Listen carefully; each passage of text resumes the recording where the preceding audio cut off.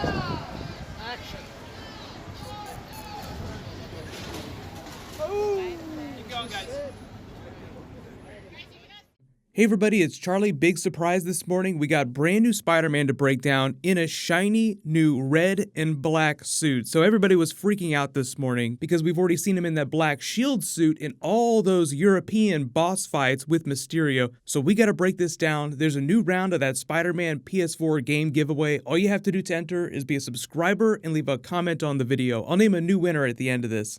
If you didn't see it, a little while ago, Tom Holland posted a video saying, "Thank you everybody, the Spider-Man Far From Home production was leaving Venice. They were officially done filming in all their European locations, and they were going back to New York City. Tom Holland had a bit of a layover for a couple days in Atlanta at Pinewood Studios to shoot a couple of days on the Avengers 4 reshoots, while Mark Ruffalo was making all that noise about revealing the Avengers 4 title. Very unsurprising that Marvel has Mark Ruffalo running spoiler interference while Tom Holland is trying to do something a little bit secret, but they were still headed to New York City, and they're going to be filming the rest of the movie there till the beginning of December, so there's still a lot of big scenes to film in New York City. This is just the beginning of it. They're at Penn Station. I'll talk about what's actually going on in this scene, but we got to talk about the suit first, because people were a little bit confused about what it was that they were going for. It looks like a modified version of the Stark Tech suit because it has that black band from the Stark Tech suit at the top, but all the blue panels are now solid black, and the emblem on his back is white instead of red. So what I think they're actually going for is a homecoming Stark Tech version of the original black Steve Ditko suit from Amazing Fantasy 15 in the unused concept art that Ryan Meerding did for Spider-Man Homecoming.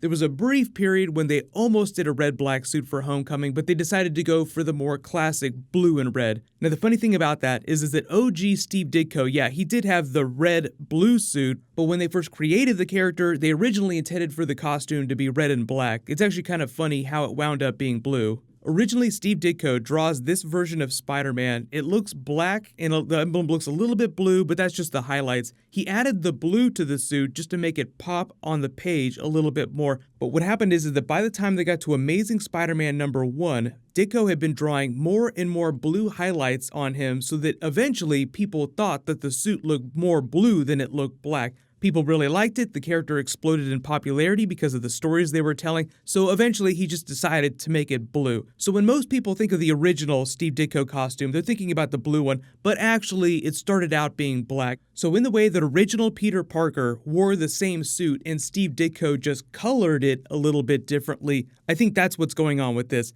The original Stark Tech suit that just colored a little bit differently. Steve Ditko passed away recently too, so Kevin Feige probably just wants to add a little bit more of that in this just to honor him. As you can see from the clip though, what's actually going on in this scene is it's just the two of them. It's Peter and Michelle, and she seems like she's already been there. Peter swings in and waves hello at her, like totally casual. "Oh hey, by the way, remember me from all those boss battles? Remember me from the Washington Monument? I am totally not stalking you." And then she just promptly climbs on him and they swing away. So they only shoot them jumping off. The rest of it they're going to film with a combination of green screen and full-blown digital characters. But just because they're both super casual in this moment doesn't really tell you what's going on in the scene. There've been a couple big Spider-Man boss battles at Penn Station in the comics. Fun meta Easter egg, the Venom movie just came out. There was a Venom Carnage fight with Spider-Man at Penn Station from the original arc that introduced the Carnage character. Then if you're a big Daredevil fan, you probably know that Season 3, which is dropping next week, is actually doing the Born Again storyline.